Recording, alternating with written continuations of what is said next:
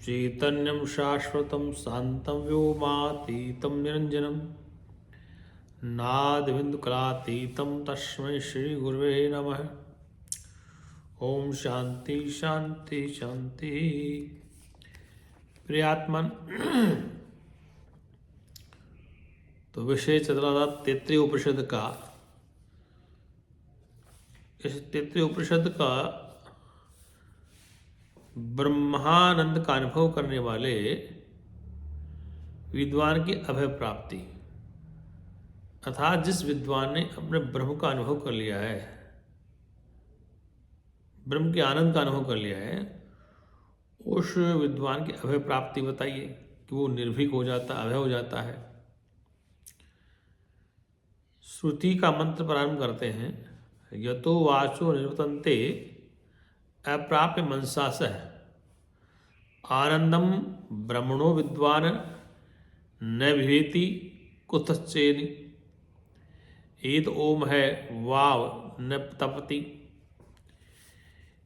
जहाँ से मन के सहित वाणी लौट आती वापस, जहाँ से मन के सहित वाणी उससे प्राप्त न करके लौट आती, वापस लौट आती, उस ब्रह्म के आनंद को जानने वाला, उस ब्रह्म के आनंद को जानने वाला किसी से भी भयभीत नहीं होता। उस विद्वान को मैंने शुभ क्यों नहीं किया, पाप कर्म क्यों कर डाला, इस प्रकार की चिंता संतप्त नहीं करती। ये पाप और पुण्य ही ताप के कारण है। इस प्रकार जानने वाला जो विद्वान अपने आत्मा को प्रसन्न तथा सबल करता है, उसे दोनों आत्मस्वरूपी दिखाई देते हैं। वह कौन है जो इस प्रकार अद्वैत आंसरूप ब्रह्म को जानता है? ऐसी ये उपनिषद रहस्य विद्या है। उपनिषद में कहा गया है कि वो ब्रह्मवेता, तत्ववेता, जिसने अपने आत्मस्वरूप का बोध कर लिया है, और जिसके लिए भी कहा गया कि जहाँ से मन सहित वाणी वापस लौट आती है, न जानकर, मतलब उसको न जानकर वाणी वापस लौट आती है। यतो वाचो निवर्तन्ते अप्राप्य मनसासः, कि जहाँ से मन के सहित वाणी उसे प्राप्त न करके वापस लौट आती है, उस ब्रह्म के आनंद को जानने वाला, बस उस ब्रह्म का जो ऐसा आनंद है उसको जानने वाला, जो मन वाणी का विषय नहीं है, वहाँ से वापस लौट आती है। इसलिए कहा गया उस ब्रह्मानंद, उस ब्रह्मनिष्ठ और तत्ववेता महापुरुष के बारे में कहा है, वो निर्भीक अभय पद को प्राप्त कर लेता है। अर्थात उसमें इस जगत के अंदर जो होने वाले अच्छे और बुरे कर्म उसको प्रभावित नहीं करते हैं, क्योंकि वो समस्त में एक को ही देखता है। उसके लिए चांडाल, चोर, वेश्या, सतीव्रता, पतिव्रता, कुत्ता, बिल्ली, भैंस, गाय इत्यादि, स्त्री, पुरुष, किन्नर इत्यादि, सब में वो एक ही तत्व को देखता है। अर्थात उसके लिए पाप कर्म करने वाले और पुण्य कर्म करने वाले में कोई भेद नहीं होता, क्योंकि पापात्मा और पुण्यात्मा दोनों में चेतन आत्मा एक ही है। इसलिए दुराचारी में भी और सदाचारी में भी दोनों में एक ही तत्व को देखता है। इसलिए उसको पाप और पुण्य छूते नहीं है। वो दुराचारी हो, सदाचारी हो, मतलब शुभ कर्म करने वाला हो या अशुभ कर्म करने वाला हो, उन दोनों में एक ही परमात्मा को देखता है। चींटी से लेकर ब्रह्मा तक समस्त प्राणी में एक को ही देखता है। लेकिन उसके यहाँ पर उस ब्रह्मानंद में इस प्रकार की कोई पाप पुण्यता नहीं होती है, और वह जीवंत देह में रहते हुए ही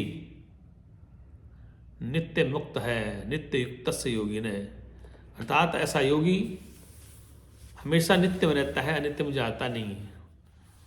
पाप और पुण्य भी इस जगत में कहने पर को है, क्योंकि सपोज एक दृष्टांत देते हैं कि अपने मोहल्ले के लड़के लड़की, अपने कॉलोनी के, अपने गांव के लड़के लड़की विद्यालय में, महाविद्यालय में, विश्वविद्यालय में यदि छुप छुप के मिलते हैं तो समाज उसको पाप कहता है। यदि कुछ वर्ष के बाद उन दोनों बच्चियों का, दोनों लड़के लड़कियों का विवाह हो जाता है तो वही पाप पुण्य बदल जाता है। और वर्तमान समय ऐसा हो रहा है भारत के विभिन्न शहरों में, महानगरों में ऐसा हो रहा है कि लड़का लड़की एक दूसरे से छुप के मिलते हैं तो समाज उसको पाप कहता है। लेकिन जब वो विवाह कर लेते हैं, समाज की उसमें मोहर लग जाती है कि आज से पति पत्नी है, तो उसी को पाप को पुण्य मान लिया जाता है। ये पाप और पुण्य इतना ही है।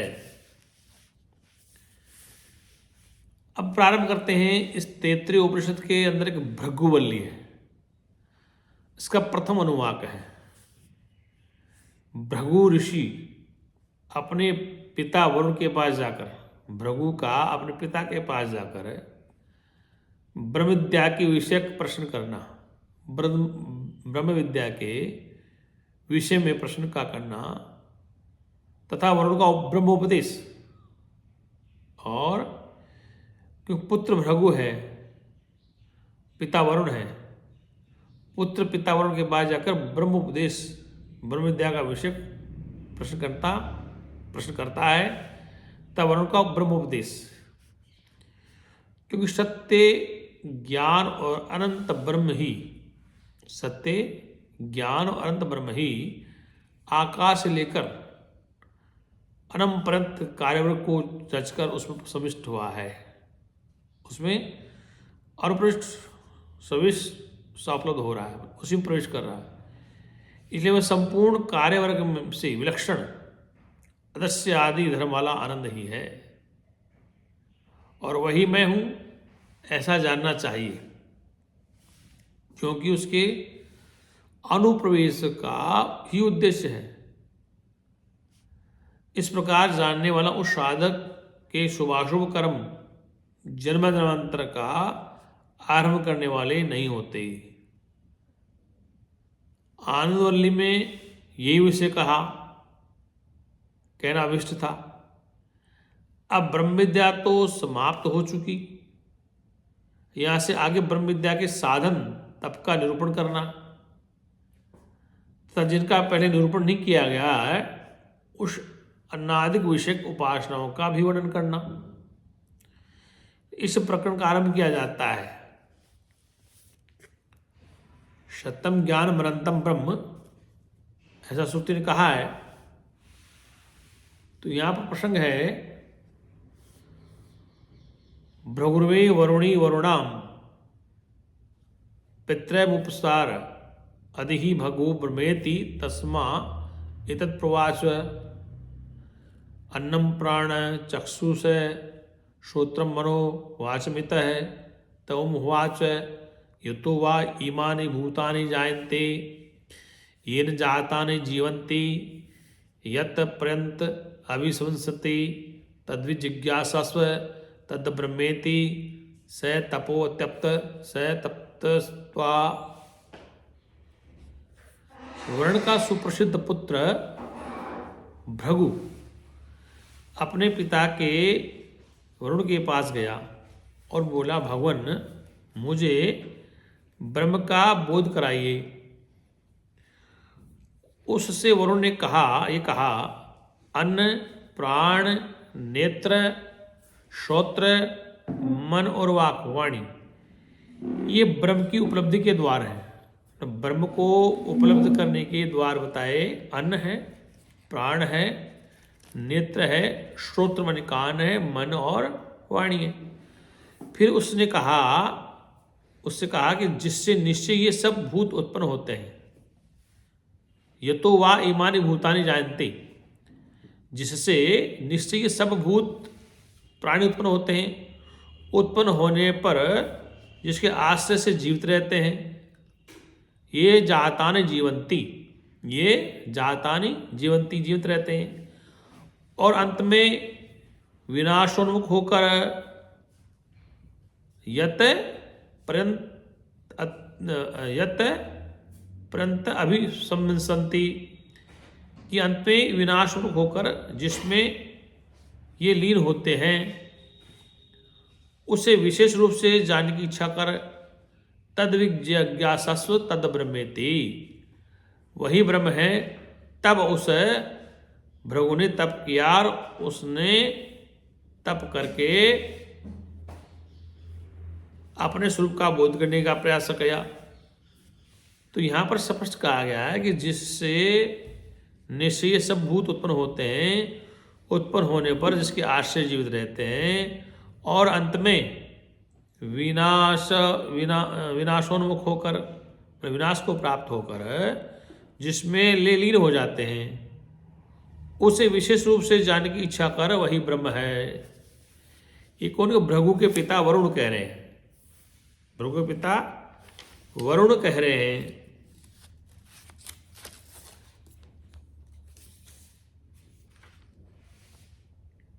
अब यहां ये स्पष्ट कहा गया है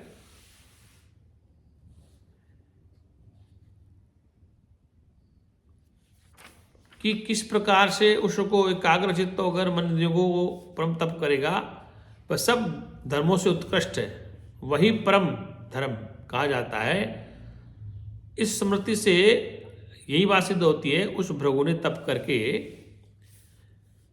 अन ही ब्रह्म है ऐसा जानकर और उसमें ब्रह्म के लक्षण घटाकर भृगु का पुनः वरुण के पास आना और उसके उपदेश से पुनः तप करना। अब उसने देखा कि तप करने से अधिक भूख लग रही है जंगल में रहने से, तो उसने कहा अन्नी भगवान अन्नम ब्रह्मेति विजानात, अन्नम ब्रह्मेति विजानात, अन्नादेव खलवानि भूतानि जायन्ते अन्नेन जातानि जीवन्ति, अन्नम पर्यंत अभि संविसंतति, तद्विजाय पुनरेव वरुणम पितृमुपसार अधिहो भगवो ब्रह्मेति। अन्न ब्रह्म है ऐसा जाना, क्योंकि निश्चय अन्न से ये सब प्राणी उत्पन्न होते हैं, उत्पन्न होने पर अन्न से ही जीवित रहते हैं तथा प्रयाण करते समय अन्न में ही लीन हो जाते हैं। ऐसा जानकर वह फिर अपने पिता वरुण के पास आया भृगु और कहा भगवान मुझे ब्रह्म का उपदेश कीजिए। वरुण ने उससे कहा ब्रह्म को तप के द्वारा जानने की इच्छा कर, तप ही ब्रह्म है, तप ही ब्रह्म है। तब उसने तप किया और उसने तप करके फिर क्या कहा गया, अगर प्राण ही ब्रह्म है ऐसा जानकर और उसी में ब्रह्म के लक्षण घटाकर भृगु का पुनः वरुण के पास आना और उनके उपदेश से पुनः तप करना। प्राणो ब्रह्मेति विजानात, प्राणाद्विले खलवानि भूतानि जायन्ते, प्राणेन जातानि जीवन्ति, प्राणम प्रंत अभिसंसन्तति, तद्विज्ञाय पुनरेव वरुणाम पितृमुपसार अधिहो भगवो ब्रह्मेति। प्राण ब्रह्म है ऐसा जाना, क्योंकि निश्चय प्राण से प्राणी उत्पन्न होते हैं और उत्पन्न होने पर प्राण से ही जीवित रहते हैं और मरने पर अंत में प्राण में ही लीन हो जाते हैं। ऐसा जानकर फिर अपने पिता वरुण के पास आया और बोला भगवान मुझे ब्रह्म का उपदेश कीजिए। उससे वरुण ने कहा तू तप से ब्रह्म को जानने की इच्छा कर, तप ही ब्रह्म है। तब उसने तप किया और उसने तप से क्या निष्कर्ष निकाला, मन ही ब्रह्म है। ऐसा जानकर उसने ब्रह्म के लक्षण घटाकर भृगु का पुनः वरुण के पास मतलब अपने पिता के पास आना और उनके उपदेश से पुनः तप करना। मनो ब्रह्मेति विजानात, मनुष्यो हुए खलिवानि भूतानि जायन्ते, मनसा जातानि जीवन्ति। मन प्रत्यंत अभिसंतति मन प्रत्यंत अभिसंतति तद्विज्ञाय पुनरेव वरुणाम पितृमुपसार अधिहि भगवो ब्रह्मेति तपसा ब्रह्म विजिज्ञासस्व तपो ब्रह्मेति। मन ब्रह्म है ऐसा जाना, क्योंकि निश्चय मन से ही ये जीव उत्पन्न होते हैं। उत्पन्न होने पर मन के द्वारा ही जीवित रहते हैं और अंत में प्रयाण करते हुए मन में लीन हो जाते हैं। ऐसा जानकर वो फिर पिता वरुण के पास गया और बोला, भगवान मुझे ब्रह्म का उपदेश कीजिए। वरुण ने उनसे कहा, तू तप से ब्रह्म को जानने की इच्छा कर, तप ही ब्रह्म है। तब उसने तप किया और तप से क्या निष्कर्ष निकाला? पंचम वाक है, अनुवाक है, विज्ञानी ब्रह्म है ऐसा जानकर और उसमें ब्रह्म के लक्षण घटाकर भृगु का पुनः वरुण के पास आना और उपदेश से पुनः तप करना।